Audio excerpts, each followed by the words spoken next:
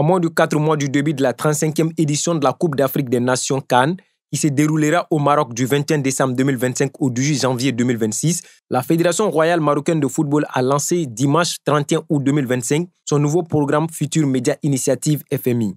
Ce nouveau concept consiste à faire visiter les infrastructures sportives devant abriter cette messe du football africain.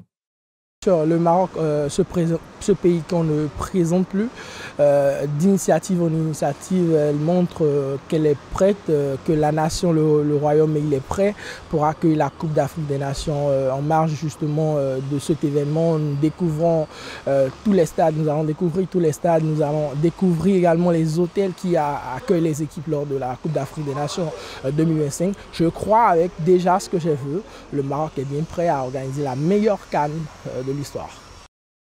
La première visite a eu lieu au grand stade de Tanger, situé à 10 minutes du centre-ville et à proximité de l'aéroport et de la gare ferroviaire. Il bénéficie d'un emplacement stratégique pour accueillir des événements d'envergure nationale et internationale. On est sur la pelouse du grand stade de Tanger. L'ensemble du stade sera prêt dans 3-4 semaines, donc à la fin du mois, Inch'Allah. On est sur les phases finales, donc les 100 mètres de la finale de la course. La particularité de notre stade, c'est un stade qui était étendu à 75 500 places avec toute la conformité des espaces par rapport aux réglementations de la FIFA du code de 2030. Donc il y a eu une refonte globale de l'ensemble des espaces internes et externes du stade pour pouvoir accueillir cet événement, la CAF et après le Mondial 2030. La particularité aussi technique de ce projet, c'est sa charpente spectaculaire qu'on est en train de réaliser.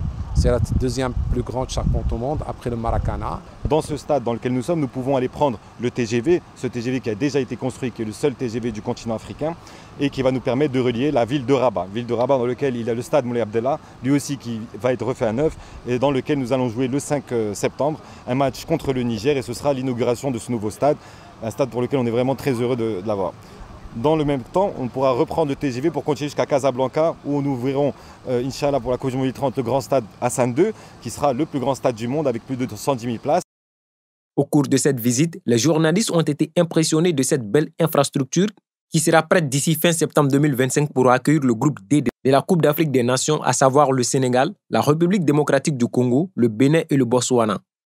En tant que journaliste français, nous on est particulièrement chanceux d'être ici, ce voyage qui est organisé par la Fédération pour découvrir les infrastructures à quelques mois maintenant de la CAN.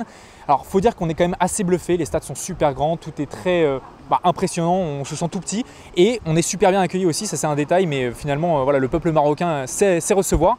Et un petit mot sur ce grand stade de Tanger, 75 000 places. J'en ai fait des grands stades en Europe, mais j'avoue que celui-là, il a une saveur particulière et on a hâte de le voir en action. Alors du coup dans plusieurs mois, que ce soit en décembre ou en janvier 2026, mais on s'imagine déjà les débordements d'Hakimi sur cette ligne de touche que vous voyez juste là. Rappelons que cette visite s'étendra de Tanger en passant par Rabat, Casablanca, Marrakech, Agadir. Les hommes de médias auront l'occasion de visiter tous les stades, les villes hôtes et leurs hôtels afin de mettre la lumière sur les travaux effectués par les autorités du royaume chérifien.